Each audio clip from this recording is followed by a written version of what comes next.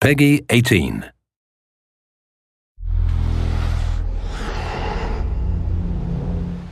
Hi, my name is Ashraf Ismail, Game Director of Assassin's Creed 4 Black Flag, and I'm very proud to be showing off the Caribbean open world. Here, we're going to start with Edward. After completing a few missions, he's met up with the assassins, but he's not yet bought into the creed, so he still has this selfish need for fame and fortune. Edward is one of the most unique characters we've created for the Assassin's Creed universe. He is a man who is still trying to figure out who he is in life and what he wants to get out of it. At this point in the story, he still wants that fame, so one way to get it is to complete these assassination contracts. This is a way to make money and to gain a bit of notoriety. So here we go. We have 2 targets to take out, 2 Templar brothers. So we're going to accept the contract, and the world map is going to show us where this contract takes place. So we see here that the contract is actually very close to us. It starts in the village we're in, but as we zoom out, we want to show you the world that we have. Many locations, over 50 locations, centered by Cuba, the Bahamas, and Florida up north. This is a massive world. There's a lot to find and do in this Caribbean Sea. But now we'll get back to the Fisherman Village and go after our targets. The Fisherman Village, it's one type of location in this world. It's really here as a convenience to the player. This is where you can start missions, where you can shop to upgrade Edward and the Jackdaw itself. It's really about the mood and the ambiance of the Caribbean Sea. In the distance, we have a tavern that we're approaching.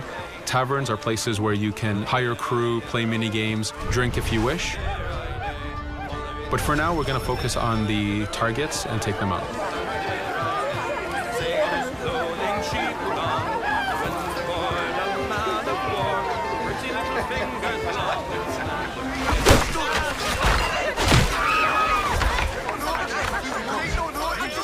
Now that we've taken out one brother, the other one's going to bolt.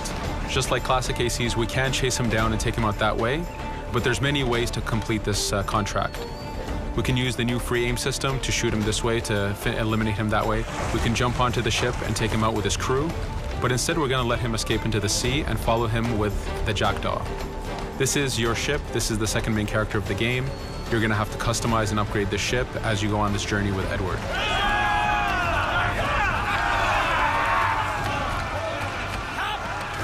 We've seamlessly gone from a ground chase right into a naval chase. We could destroy the ship and complete the contract that way, but instead, using the spyglass, we can see that he's carrying a lot of rum. Rum is important in the economy system. It's one way of making a lot of money if you sell it properly. So instead of destroying the ship, we're going to plunder that ship. Fire! Here you can see the upgrades that we've made into the naval combat. Using the front cannons, you can shoot chain shots to slow down the ship. Using the new round shot mechanic of trajectory aiming, you can aim for the hull and do a lot of damage this way. This specific enemy is what we call a frigate. Frigates are the type of ships that you need to destroy as fast as you can, because the longer the fight lasts, the more damage they're capable of doing. We have other enemy types like the Charger or the Man of War. The Man of War is a massive ship capable of carrying over 100 cannons. These are ships that you really need to upgrade to be able to face. But now that this frigate has been demasted, we can start the boarding. Boarding, it's very important. You are a pirate. This is how you gain cargo. This is how you take on ships. So here we can start the boarding from any orientation or angle we wish. The distance even matters. If you get too close, the 2 crews will just jump right into each other. If you start a bit further, you can jump in the water and go in for a sneak stealth attack. We have 2 objectives to accomplish for this boarding. We can take out the captain, and we need to take out some of his crew. So using the swivel gun, we will efficiently take out a lot of the crew. And now we'll go for the captain using Edward's navigation abilities. Here, again, using the new free aim system, we have a dangerous enemy on the other side taking out our crew. We can easily take him out with a headshot. So what we see here is that 2 ships have come together to create this 3D environment where, using your assassin abilities to navigate, to be stealthy, you can take the advantage and get the kill by surprise. Now that we've taken out the captain, we still need to take out a few of the crew members to complete this boarding. Now that we've plundered the ship, we're going to gain that rum that we saw earlier, but we're also going to gain ammo and crew members and some gold. With every boarding, there's 3 options that you can do with that ship. You can gain crew members, you can send the ship to your fleet if you wish, or you can salvage a ship to repair the Jackdaw if you took too much damage in the fight. In this case, since we did well, we're going to send the ship to our fleet.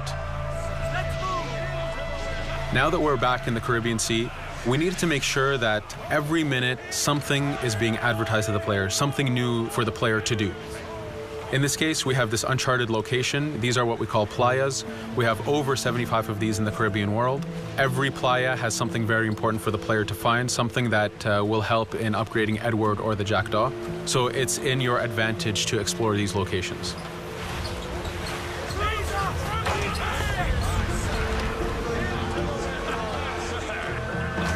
Again, for us, seamlessness is very important.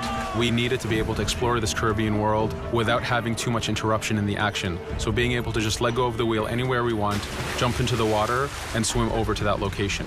This is very important for the mood and the immersiveness of this Caribbean open world.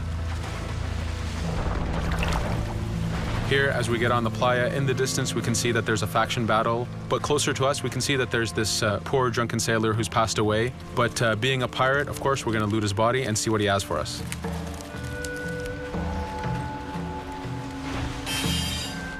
So we found a treasure map.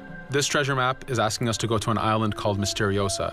Every time you find one of these, you know that you're going to find a treasure that is linked to the progression of the Jackdaw or Edward, so they are very valuable. Here we're going to take a look at that faction battle. We have a British ship facing off against a Spanish ship. We could jump in and take advantage of this opportunity, allowing each ship to weaken the other and for us to plunder both.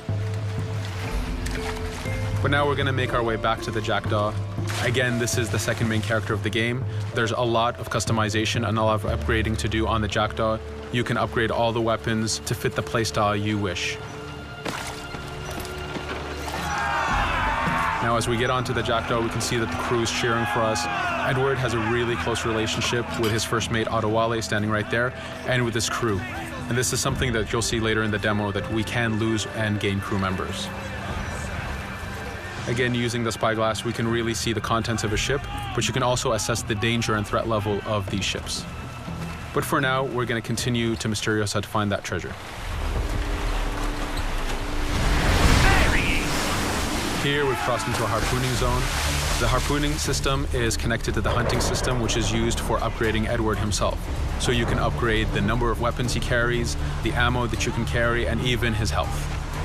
But for now, we've moved past that zone and we've got into a storm. Storms are very dangerous. If you're not careful, if you don't know how to navigate a storm, you will take damage to your ship and you will lose crew members. In the distance, we can see a water spout. This is a tornado in the ocean. These are very dangerous. They can suck you in, and when they do, they tear the ship apart and take out your crew. Here we can see its effect on a ship. This poor ship got sucked in and got destroyed. Storms are very dangerous, but we wanted the player to take advantage of this. When you've mastered a storm, when you know how these systems work, you can pull enemies into a storm and let the storm do damage for you. So there is a strategic element to using a storm in the world.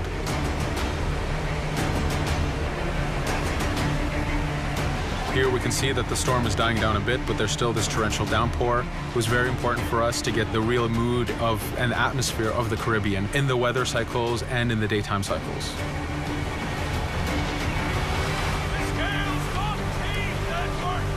But here, since we've survived the storm, did pretty well, let's order our crew to sing. Sea shanties are a part of this game. It's a collectible that you can find in the world. So the more you find, the bigger playlist you have for your crew. But for now, we've made it to Misteriosa. So again, we're going to seamlessly get off our ship and explore this location. Misteriosa is a Mayan ruin. Mayan ruins are heavy with stealth and navigation capacities. There's a lot of treasures and hidden discoveries to be found in these locations.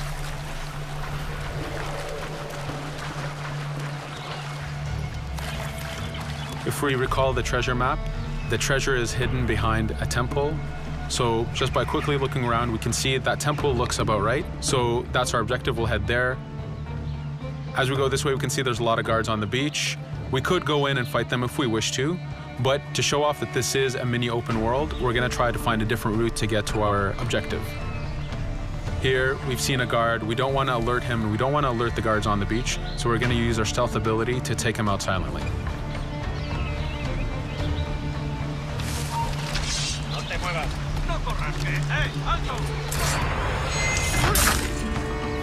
With AC3, we were able to push the navigation in the frontier, which means using natural environments like trees and rocks and so on. Mayan ruins are the perfect place where we mix man-made structures and these natural environments. So you really get to feel how far the navigation abilities of the assassin have come since the original game. In the distance there, we can see another part of the island being blocked off by a patrol of guards. We're going to avoid it for now and go for that treasure.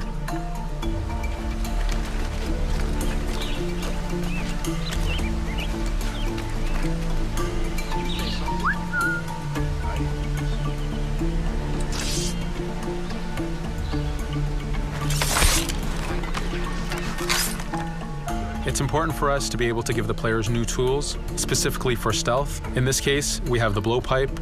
Using the berserk darts, you make your enemies go crazy. Effectively, this means that they'll attack anything and everything in sight, including their own friends, animals, or Edward if he was in the way. So you do have to be careful with how you use it.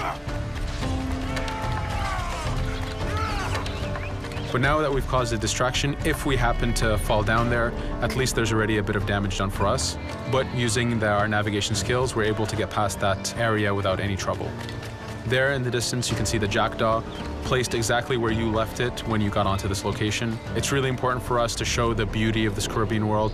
The Caribbean has some amazing vistas, and we pushed ourselves to replicate this in the game.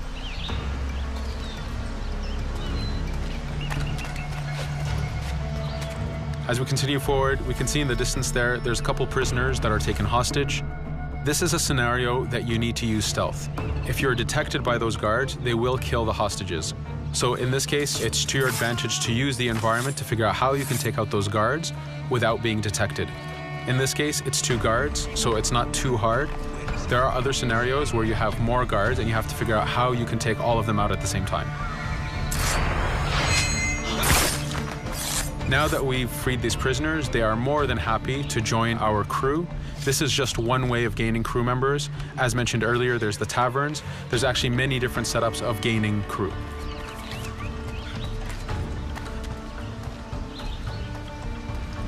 Here, we're going to go back to the treasure map. We can see that the treasure is actually behind the temple near a fountain. So if we just look around, we can see that it's around here.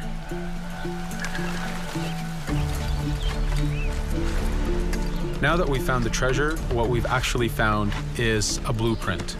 Blueprints are incredibly valuable for the upgrading of the jackdaw. This is how you can upgrade the biggest and most devastating upgrades of the ship. So here we're approaching a reach high point. Just like classic ACs, synchronizing with a reach high point reveals the contents of a location and the map itself. But as an added feature, because this game world is so huge, there are many different locations, this also becomes a fast travel point. So now you can, by synchronizing, now you can come back here anytime you wish to collect those treasures that we passed up a bit earlier. Here we've reached the end of the demo. This was a tease of the open world that we have. We're very excited to be able to show off this game and to let you play it very soon. Thank you for joining us.